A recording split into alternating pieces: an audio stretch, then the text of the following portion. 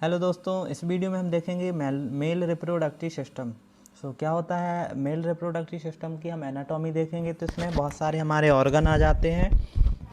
किसमें reproductive system में तो बहुत सारे मेल ऑर्गन्स आते हैं और फीमेल ऑर्गन्स आते हैं, और मेल हार्मोन और फीमेल हार्मोन आते हैं। जब जाके कंबाइन होकर ये क्या मतलब रिप्रोडक्शन का पार्ट करते हैं, और उसके बाद में फिर रिप्रोडक्शन की प्रोसेस करते हैं। तो अब हम देखेंगे इसमें कि मेल रिप्रोडक्टिव सिस्टम में कौन कौन से पार्ट्स होते हैं। तो हम डिस्कस करते हैं कि सबसे पहले मेल रिप्रोडक्टिव सिस्टम।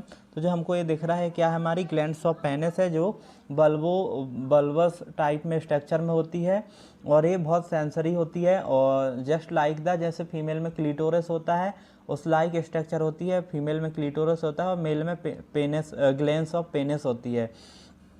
अब हम सेकेंड स्ट्रक्चर देखेंगे कि जो कार्पस कैवर्नस होता है, जो कि पेनिस का ही पार्ट है, क्योंकि ये हम अभी पेनिस में ही पढ़ रहे हैं। पेनिस से जो हम अभी पेनाइल पार्ट ही को ही पेनाइल स्ट्रक्चर ही पढ़ रहे हैं। तो ये क्या है, कार्पस कैवर्नस एक टाइप में बेस या फिर ड्यूरिंग इरेक्शन में, तो इसमें क्या होता है, एक्सेसिव ब्लड सप्लाई हो जाती है और ये इरेक्ट हो जाता है। क्यों? During sexual intercourse. अब हम सेकेंड स्ट्रक्चर पढ़ते हैं। हम सेकंड स्ट्रक्चर पढ़ेंगे कार्पस स्पाइनोसम। ये भी किसका पार्ट है? पेनिस का। किसका पार्ट है? कार्पस कैवर स्पॉन्जियोसम पेनिस का ही पार्ट है। इसमें हम क्या क्या देखते हैं कि जो एक टाइप का बेस होता है, जो कि डोर्सल आस्पेक्ट या फिर downward of the penis situated होता है, या फिर उससे कोरिलेटेड स्ट्रक्चर जुड़ी हुई होती है। और किससे जुड़ी होती है ये? जो हमारा प्रोस्टेट ग्लैंड होती है उससे जुड़ा होता है। क्या जुड़ा होता है? Corpus spongiosum. अब हम देखते हैं कि इसके नेक्स्ट स्ट्रक्चर देखते हैं, प्रोस्टेट ग्लैंड।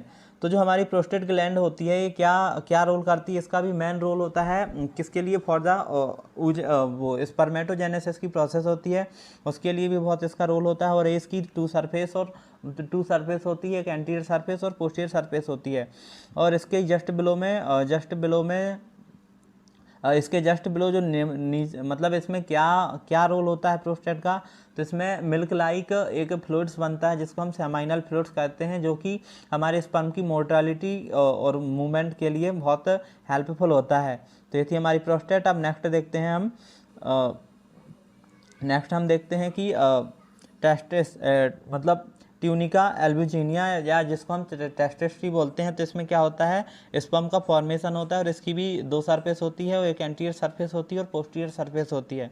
जो पोस्टीरियर सरफेस होती है, वहाँ से ये मतलब हमारी पोस्टीरियर सरफेस से इपिडिडाइमस का क्या होता है, अटैचमेंट होता है, जो कि स्पर्म को कहाँ पर स्पर्म को हमारे बास डिफरेंस में ले जाता है। बास डिफरेंस से प्रोस्टेट से जो सेमाइनल फ्लूइड होगा, उससे मतलब उसमें मिलके जो कि हमारे स्पर्म की मोर्टेलिटी को इंक्रीज कर देता है, फिर वहाँ उसके थ्रू एजेक्ट हो जाता है ड्यूरिंग सेक्सुअल इंटरकोर्स। तो ये थी हमारी बास डिफरेंस, जो कि हमारे स्पर्म को ट्रांसपोर्ट करती है, किसके थ्रू? हमारे टेस्टिस टू प्रोस्टेट ग्लैंड